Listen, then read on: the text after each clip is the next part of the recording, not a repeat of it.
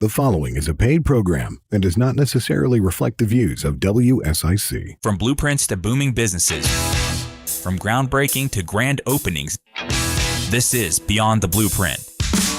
Join host Brad Howard as he takes you behind the scenes of growth and development in Mooresville, Lake Norman, and beyond. We're talking with the decision makers, the planners, the visionaries shaping our communities, giving exclusive insight into what happens before, during, and after projects that define our region. The future is being built right now. Let's go beyond the blueprint. Good afternoon.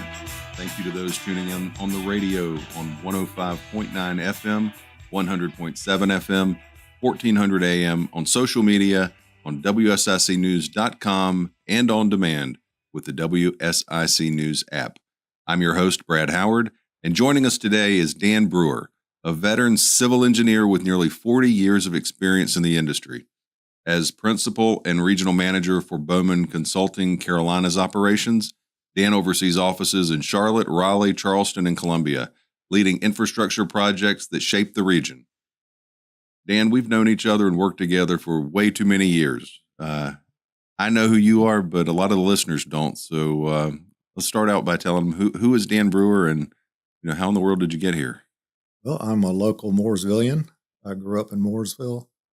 I graduated high school in 1982. Went to NC State.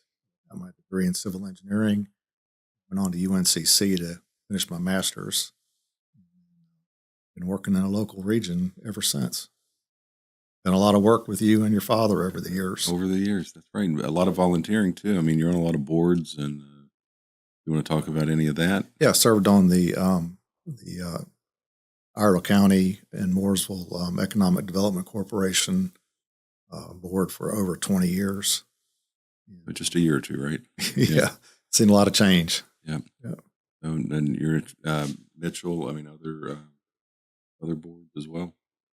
I was on the Habitat for Humanity board in Cornelius, and also served on the Town of Mooresville Recreation Advisory Board back when they had that before all these new parks got built. So been very instrumental in behind the scenes helping get a lot of the infrastructure built for our region. Yeah, it's been a challenge. It's always fun though. So we're just going to talk a lot about random things happening around here, and because on the show people want to know how things happen. We've had a lot of conversations about roads and infrastructure, and people just think maybe you snap your fingers and they happen. They don't realize the 10, 20, 30 years it could take to get a road built around here. But so I guess the first thing we want to talk about is by right legislation. There's a Senate bill going around right now that's getting some notice, and it's Senate bill number 499, and it's about housing in commercial zones, so having residential in commercial areas. Mm-hmm. What can you tell us about the overview on that?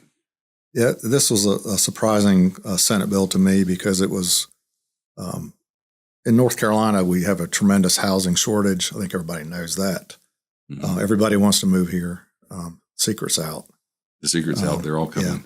Yeah. A study done by the North Carolina Chamber Foundation in partnership with the North Carolina Home Builders Association estimated there's a shortage of 442,000 for sale homes, new homes, and a shortage of 332,000 rental units over the next 5 years. That's a tremendous shortage, and that's in the state, or it's in the state, just in the state. Yeah, that's almost 1 million units, 700,000. That's a lot of houses. Yeah. So, in order to try to serve that demand, the Senate bill would allow by right housing in commercial and industrial zoned properties, which I get the gist of the bill is mainly in large cities where they have a lot of, say, empty office buildings that can be easily converted, not easily, but they can be converted to housing. So that's the main reason for it. Yeah, one of the data points I'd pulled up since we were going to talk about this was Charlotte is facing a 25% office vacancy rate. So this makes more sense than ever to try to address that, so you don't have vacant buildings sitting there. Exactly. There's a lot since COVID. A lot of the working population is working from home still, and we found that I even have employees that are remote. That with all the new software with Teams and Zoom, it's almost like they're in the cube next to you. Right. Yeah. Right. We've done a lot of those meetings. Yes. So yeah. One of the other points to cover was adding housing in commercial zones. Is there any way that could strain infrastructure, needing upgrades to water, sewer, et cetera? It can put a tremendous strain on infrastructure. Most commercial properties aren't designed for that kind of density to handle the water and sewer needs. Say, for instance, a large commercial warehouse, may only have a dozen employees, but you're trying to, put 100 units in there, and the wastewater flow per family is usually quadruple what it would be for a commercial. So it works. So the legislation is really trying to put a blanket fix on things, and an urban area is different than a rural area. So those are the nuances that may need to be looked at a little deeper. Or yeah, and I've got some issues with trying to, especially industrial land. If there's industrial zone land, it's zoned industrial for a reason. From long-term planning, land use plans, and to convert that to residential, seems like we're shooting ourselves in the foot, because that should be reserved for long-term industrial growth and economic development. Especially with all the talk of tariffs and things like that, a lot of reshoring of business. So we don't want to give up our industrial space. So what advice would you give to policymakers in our region if these changes come through? Well, Mooresville has a pretty good, and so does the other towns surrounding Mooresville. They have pretty good land use plans. They're way ahead of the game compared to some of the smaller rural municipalities. Mm-hmm. But I think trying to put residential and some commercial and industrial zoned lands may not work for the town, in any of the towns in the area. I think because that land is pretty, it's not over. There's not a lot of over abundant and available commercial industrial land. Right. So I guess as a segue from that point, and we're going to come back after the break and hit this in more detail, is talking about smart growth. So what does smart growth mean as an engineer in Mooresville, Iredell County, and the three towns here in North Mecklenburg? What does smart growth mean to you? And we have 58 seconds, so okay. Just tee up the first answer, and we'll get back after the break. Well, smart growth, it means quite a few different things to different people, and I can explain what some people think smart growth is, and then what engineers and land planners think smart growth is. Oh, well, that's a good way to look at it. So two different views there. So one thing we'll just hit on right now going into the break just to start thinking about is in 2024, we'll use Mooresville as a specific example. They implemented in the new UDO, when you do multifamily, you can't just do standalone multifamily anymore. It has to be with the services that go with it. I think it's 25%. I think that's right. 25% of the gross heated square footage has to be commercial. Just to help support. So when people park their car, they can walk to services and not get in their car and have to go somewhere. So we'll come back right after the break, and we will go into more detail with that.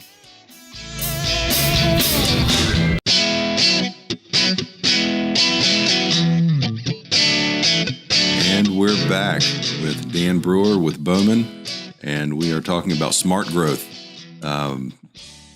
I think we before the break we came in with Mooresville was a specific example, but how do you define smart growth? And I know there's probably a difference between the way an engineer looks at smart growth and the way that everybody else out here looks at smart growth. Yeah, most people think that smart growth is just putting commercial development only in commercially zoned areas, putting residential in only residential zoned areas, putting industrial only in industrial zoned areas. to engineers, civil engineers, and urban land planners, smart growth is so much more than that. Smart growth is trying to put where you live, work, and play all together in the same vicinity, in the same location. So you come home from work, you park your car, or you might walk to work, maybe a co-working space or something, or a small office. Exactly. Yeah. And that kind of smart growth is very difficult in small towns. That's more urban, like in Charlotte, where everything's right there. You have a park, and then you've got the apartments right there. Restaurants are downstairs. You can ride your bike to work 3 blocks over. That's what urban land planners and civil engineers consider smart growth, because you're staying off the roads and not a burden on traffic. But in Mooresville, when we or Cornelius or Davidson or Huntersville, when you try to do like a multifamily and then try to include the commercial component with that, right, it's very difficult, because these towns aren't designed for that type of development. I mean, it can work in some areas, like say Burkdale and Huntersville. I mean, that's smart growth. Right. It's right. Residences living, probably working there too, and dining and everything else. So that's a really good example of smart growth. Okay. So it's harder in the more rural towns. So if they implement these policies, what are the solutions to help put the square peg in the round hole? Yeah. It gets pretty tough to, like saying a multifamily developer will come into town and there's a need for apartments. Maybe not today, but say a couple of years ago, before it got overbuilt with apartments. That's a different story. But they'll come in and they only know apartments. They don't know the commercial part of it. How do you do commercial downstairs and retail downstairs when you're an apartment developer? Right. So it gets really difficult and some zoning requires a certain percentage. And it makes lending a little more challenging as well. Very challenging. And it's different building codes too. Right. So it gets very difficult to have the commercial component within the building. We've seen some instances where you can do the apartments and then reserve a commercial section, like an out parcel or something like that. And some towns have been a little lenient on that. But usually what we're seeing is the apartments are built and then the commercial lot is empty. Right. And it's reserved for future commercial, just to meet that zoning requirement. Right. So, and most of the ones that, are coming in, I mean, there's a few like Burkdale and Langtree and a couple other places where you can integrate like that. But most of the time when they're coming in, they're probably going to have like grocery centers attached to them, or I think there's a project out Highway 3 and it's got a grocery on one side and apartments on the other side. Yeah. That's a good example of smart growth. Right. And then the one that's coming on the Langtree connector there at the railroad tracks, where it'll have office and residential and grocery and mixed use, everything. Yeah, where you can live, work, and play, and not have to get into your car and clog the roads. Yes, right. Exactly. Right. Yeah, very good. Okay, so that's the good example of smart growth.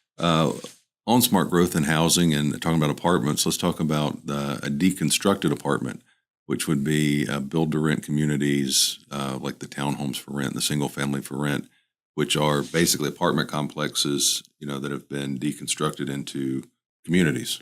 Yeah, I'm actually working on several now in both Carolinas. Those are amazing. They're just like a regular residential subdivision, and they're all for rent. And what we're seeing in the demographics with this generation is much more transient than our generation was. Right. I mean, I still live in the same house I've lived in it for 25 years. Right. And, I don't want to move. It's my house. Right. Right. Where this generation is more of I want to get some experience in this city. And then go to that city. And then go to that city. And they aren't burdened with having to sell the home, put the home on the market. They just give notice and move. Exactly. But but they're not in the apartment with all the people in the building. They have a yard, and it is a home. I mean, it's a single family home. And a lot of folks would think when this first started, the build to rent communities, everyone thought, well, that's low income housing. No, but it's not at all. These build to rent communities are pretty plush and have high end fixtures, high end construction. All the yards are manicured and totally taken care of as part of your rent. Right, and it's not like in a subdivision where you may have a neighbor that lets the grass grow a little higher than they should. Here, everything's maintained in uniformity, just like an apartment building. Exactly, yeah. And these companies that do that, they'll hold those for 30 years, and these lots are platted so they can always not do build to rent and just sell the houses as a regular house. So if the market changed, they could put them all on the market and sell them. And that's what gives it the most flexibility. They can sell at market value if they don't no longer want to rent them. And two, there's probably more economies of scale to build out the whole community at one time instead of putting the infrastructure in and building a house, then building a house. So they're able to build them more economically. I mean, with the quality you're talking about. Yeah, definitely. There are several going on, and actually several in Mooresville that are being built now that have different types of areas. Some are townhomes, some are duplexes, some are cottage homes, and some are very large homes. Right. So as your family grows, you can actually move from one to the other and stay in the same neighborhood. Right. I think it's amazing. And talking about build to rent, there's another type of rental that's out there that has some, it's a little contentious at times. But what are your thoughts? And I know it's not in communities, but on the build to rent or the the short term rentals, the VRB, the ones where you rent your house, to guests coming in. That can be a little sticky, especially because the surrounding areas are all, single family owned. And then when you build, if you're starting to rent your facility, especially around Lake Norman, we see a lot of that. And I had some friends on a lake that, they complain about, their neighbors is renting their house out, and it's, big parties there every weekend. And these are just renters and they're gone after that week. It gives it a bad name. I know there's some good ones out there that are pretty strict, but that can be a little tough when you're zoned as a single family subdivision, and there are no ordinances against renting those short term. Right. And that's where it gets tough. Yeah. And we, I think last week we had the Marine Commission on, and they were talking about those short term rentals on the lake, and I didn't realize how many of them the people rent boats with them that aren't registered as rentals, and that seems like that's a safety issue. So a lot of issues out there. And then something else that I was in a meeting yesterday, and I wasn't aware of, and I just thought it was an interesting point. Is in the hospitality industry, they collect a travel and tourism tax, right? So you have a hotel tax, and all the hotels are required to pay it, but the VRBOs that are in the county do not pay it. Okay. And that's a lot of lost revenue from people coming from other places. So I just thought that was a very interesting point I was not aware of until yesterday. So anyway, that has nothing to do with engineering. We were just on that topic and thought we'd talk about it. Sure. But yeah, so short-term rentals and on top of build to rent. So let's talk about developing. Let's talk about preserving, right? So Iredell County, we'll use Iredell County because it's unique. As you go from Mooresville up to Harmony, you have very distinct, different worlds. And especially as you move into Troutman and Statesville, so much is a lot of growth is happening on the fringe of the cities with these subdivisions, and they're developing in the county versus in the municipality. Do you have a thought on that or opinion? Yeah, well, it goes back to by right development, yeah, but in a different discussion than what we were just talking about before. The county by right development. Those are restricted to well and septic typically, because those lots have to be a little bit larger than the traditional tract builders. They want 1/8 acre lots, right? And they need curb and gutter and everything else, and they have to develop. And they have to develop with water and sewer because septic won't work. And then in order to get water and sewer, you have to be annexed. Right. Whether it's Statesville, Troutman, or Mooresville, you have to be annexed in that local municipality, and the town has to accept you. Right. So. Yeah. So very good. Well, we're going to continue that discussion. We're getting ready to come up to the next break. Other things happening in this area. We'll tease with any projects or anything going on that, you want to give a plug to before we come back, or? Let me think about it a little bit. Okay. Okay. So yeah, we're just trying to get a little inside information there from Dan. So we'll see what we can get when we come back.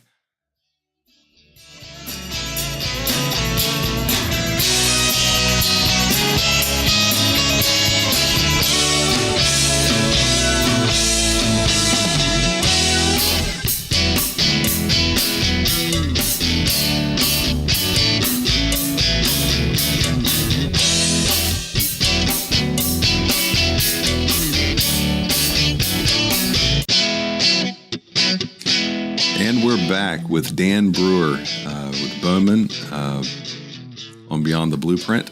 And we were teasing Dan to try to see what information we could get out of him on new projects, and we're still gonna get there. But let's talk about some things in relation to rezoning. We've talked about the short-term rentals. We've talked about smart growth. We've talked about by right use.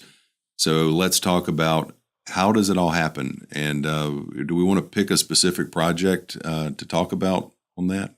Yeah, let's talk about the we called it the Pope Templeton project, but basically it's the large tract of land between Highway 115 and Highway 21, just north or just south of the Pond Lake football field. Mm-hmm. All that was all undeveloped land, and a developer came in and realized that was a good opportunity to do a build-to-rent community. And we got to looking at it, and the infrastructure for roads just was not there. Then we realized that that Mooresville had a long-term transportation plan. This was probably done 20, 30 years ago. It actually showed a road connecting at the end of Timber Road to Highway 21.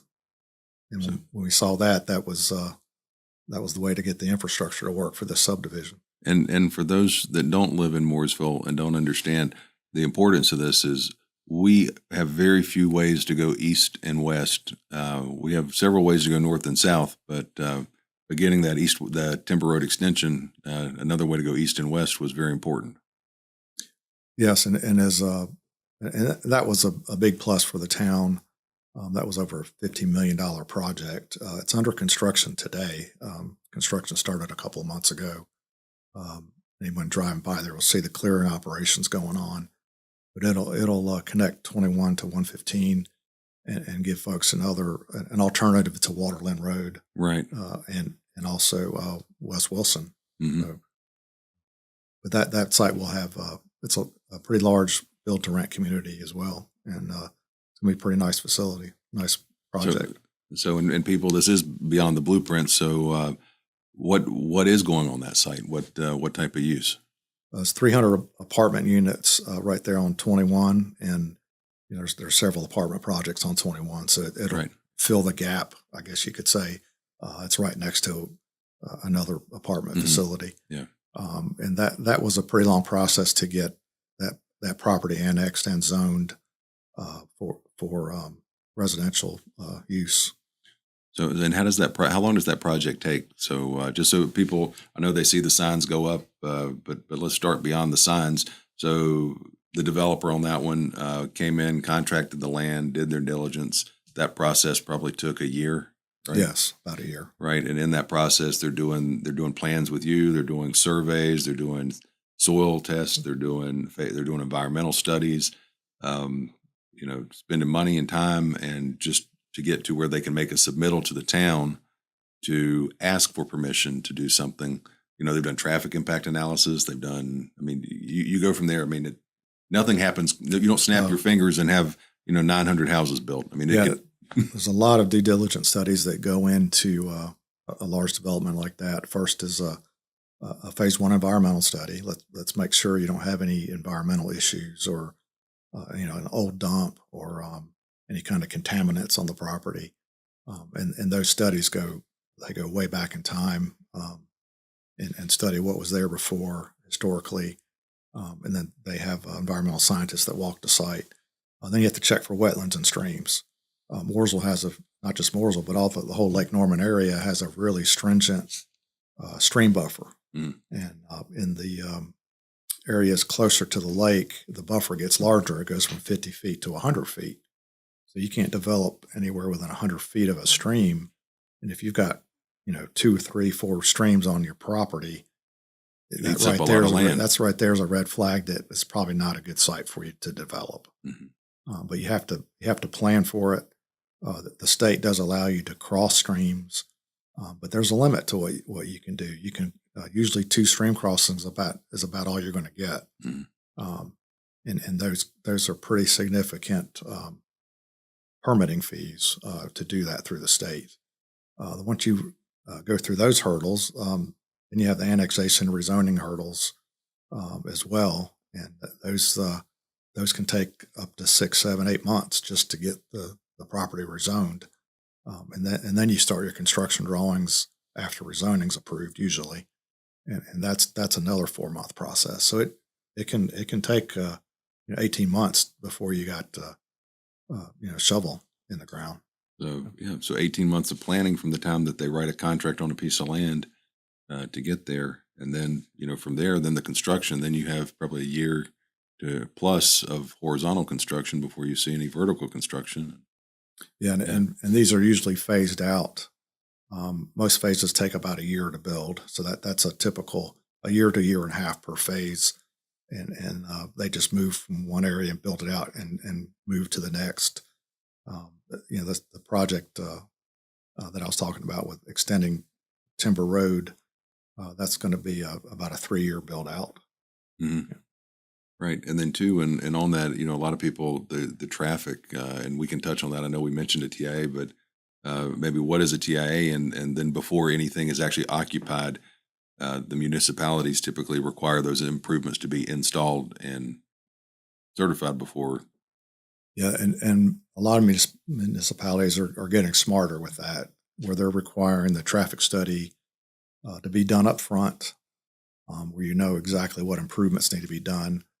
DOT, it's a streamlined process where DOT will evaluate what the traffic condition is now, and then what are you going to add to that traffic if you build your site.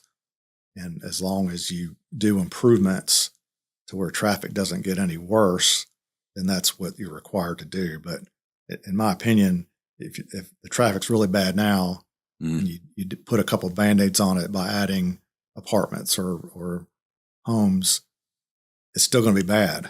It's still going to be bad. Yeah. And too, and in North Carolina, I know we've said this before on the show, is in North Carolina, the state doesn't typically fix the roads until they fail.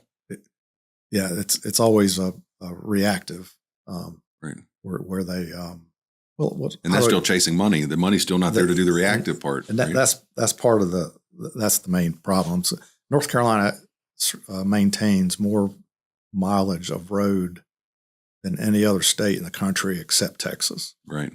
And the money's just not there. I mean, how many times has Highway 150 road widening been delayed? Oh, I know. 150, I think when we had Bill Thunberg on here a month or two ago, we talked about 150, and we were talking the first time that was the expansion of that highway was in 1987. Mm-hmm. And what year are we in? We're in 2025. So from the idea of expanding it in the discussion till actually you see the work being done, it's that's amazing. Yeah, but the town most towns are requiring that the improvements be done up front now. Right. You'll start seeing more road widening being done with turn lanes and stuff like that being done before the buildings are even constructed.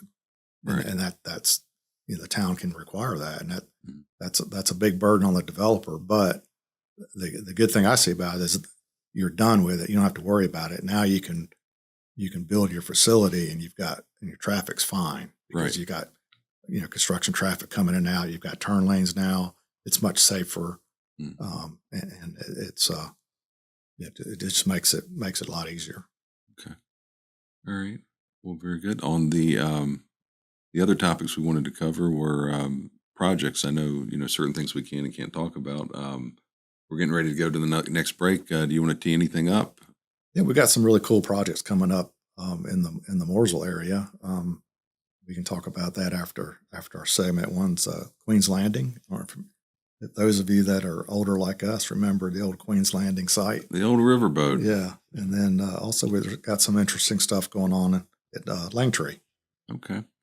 Well, very good. Well, we'll look forward to hearing about that when we get back. Again, Brad Howard, Beyond the Blueprint, with Dan Brewer of BOWMAN Engineering.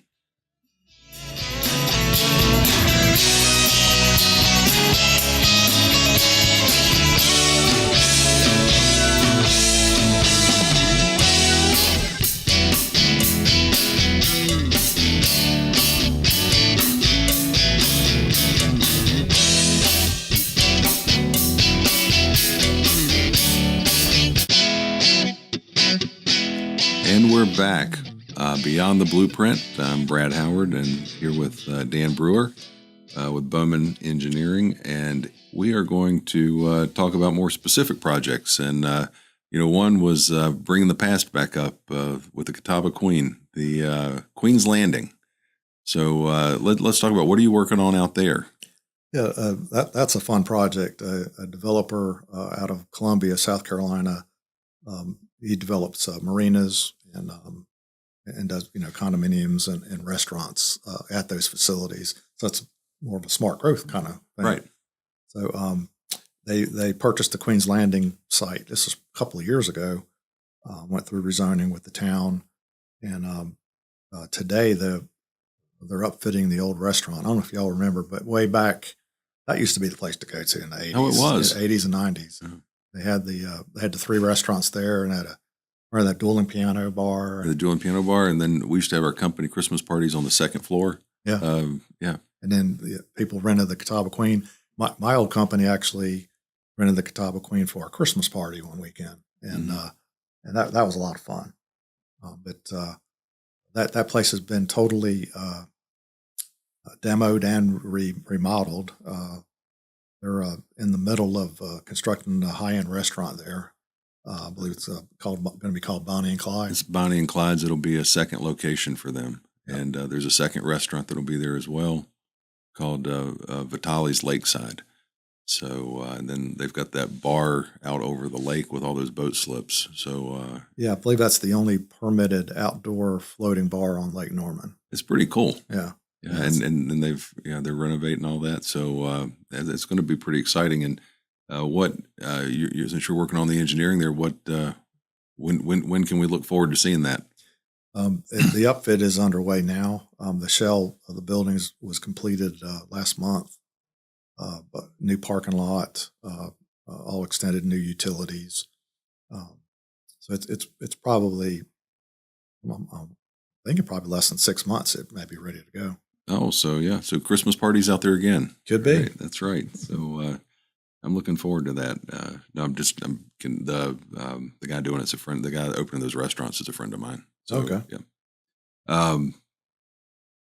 So what other projects you want to talk about while we're here, just so people can get a realistic idea of how things happen, and then all of that actually turning into reality, which would be houses being built or restaurants being opened or offices being occupied. And I know, smart growth was one of our first topics, and we're looking at a smart growth community on the remaining land there at Langtree at the lake. That large field that's right between 77 and the apartments there at Langtree. We're looking at a smart growth kind of facility there with have a little bit of everything. Yeah, some office, residential, retail, hotel, hospitality, entertainment. No, it's exciting of what's going to finish up there. So and Dan's working on that master plan right now. There'll be more to come. Stay tuned. Stay tuned on that one. More to come. So what if we're looking at everything we've talked about today, let's go look into the future now. So what visions do you have for not just Mooresville, not just Iredell County, but from your background, your experience, and also being from here like myself, what do you want to see happen? Let's paint the picture 10 years, 20 years, 30 years into the future. What does this area look like? And, how do we all have an impact in making that happen? Yeah. We need to make sure that we're not just a sprawling community like Atlanta. No, we don't want to be Atlanta. The outskirts of town, all that, the towns surrounding Atlanta have become just, sprawl to Atlanta, and we've got to make sure we're not there. Yeah. I think the communities around Lake Norman have done a good job of curtailing some of that sprawl. And they each maintain their own identity, which is something that's very important that we have to make sure is preserved. Because I know when you get off in Huntersville, you're in Huntersville. You get off in Cornelius, it has a different feel. You get off in Davidson, again, a different feel. So each community needs to maintain its own identity all the way up to Statesville, because eventually it will grow together, and we can't let what's happened in Atlanta, where it's just sprawl, happen. We have to, maintain our local experience and identity. That's why everybody wants to live here. I mean, that's why I think we have so many people moving into this market every single day. Yeah, there's big challenges. The main challenge is sewage treatment. That's the biggest hurdles that we've seen, not just around Lake Norman, but Charlotte, especially in Charleston. We do a lot of work in Charleston where these counties that are surrounding Charleston just do not have the infrastructure to handle the sewer flow. So it's really putting a halt on a lot of development. And with this housing shortage, it's making it even worse. So, do you see in this area, I know there's been sewer issues down south of the city already, over in the Union County, Cabarrus County, over on that side of town. Are we looking at any of that? We still have sewer issues. Capacity issues are they're being addressed, but they're not quite ready. And that includes Lincoln County has got some capacity problems. Concord, North Mecklenburg has some capacity issues. Troutman has some capacity issues. So there's and it's not just here; it's everywhere, in both Carolinas. But I didn't hear Mooresville. So Mooresville's open for business right now. Yes, okay. Mooresville's fine, and Mooresville has done some great planning and projecting population growth. Mooresville's been ahead of the curveball. That's good to know. So Mooresville's open for business for everybody listening. So but no. Light what rail other visions? Yeah, I see the light rail system from Mooresville to Charlotte being very important. It's also a political hotball. It is. Hot button. It is. Yeah. But I think the population growth it's heading that way where we don't need to get on a car and drive down the interstate. We need to just hop on the light rail, head down to the Panthers game or a baseball game or a hockey game, and not have to worry about crowd in the streets. Yeah. So I had another gentleman I met too, and interesting. You talked about that, and from an engineer's perspective, he talked about boring. Have you seen this? Like a tunnel? Yeah, that Elon Musk. Yeah. We've got some rock in some places, and I can't see tunneling being any less expensive than a light rail system. Yeah. So maybe we'll have that discussion. We'll bring him on. I just thought it was an interesting. He gave me the presentation. It was a very interesting presentation. So I think that would be a good discussion to have. Is what are the other alternatives if we can't get the light rail? Or the commuter rail. But anyway, so we talked visions for the future. You're from here. I'm from here. Anything you would do different that's been done? Or different advice we would give them in the past? Looking back. We can't change it. Yeah, but before we knew it would be like it is today, I mean, there's a couple of areas that come to mind as I drive in the local areas. West Catawba Avenue in Cornelius. That could have been done differently.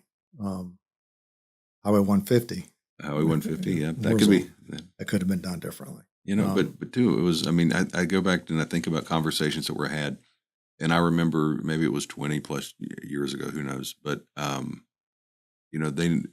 they didn't extend sewer out to the point, not Brawley School Road, because Mooresville was never going to grow that far. Right. I mean, Mooresville was never going to grow past what used to be the old Walmart, which most people probably don't even know was the old Walmart. I don't even know what's there today, but it grew. I mean, just things are different. Yeah, I would have never thought that Brawley School Road would have developed like it did. When I was a kid, that was all rural land, and I was a little 2-lane road, and it felt like another lifetime to get to the end. I had a friend that lived out at McNeck out at Stone Marker, and it felt like forever to get out there. Mm-hmm. And you didn't pass the person. No. You were, and then some people may not realize that before the lake was there, you could actually leave and go left to Charlotte. So, 21. Go down to Charlotte the other way. Yeah. No, things have definitely changed. But thank you to Dan for taking time and coming on the show today, just to learn more about what happens, how things really get built, and the process you have to go through. They don't just happen overnight. There's a lot that goes into it, and just educating people, on how that happens, and trying to get people more engaged and involved so that they can help shape the future, so that in 10, 20 years, look back and say, well, we helped implement that policy or that plan, and it helped growth do this or that or the other, to help shape it and make it better.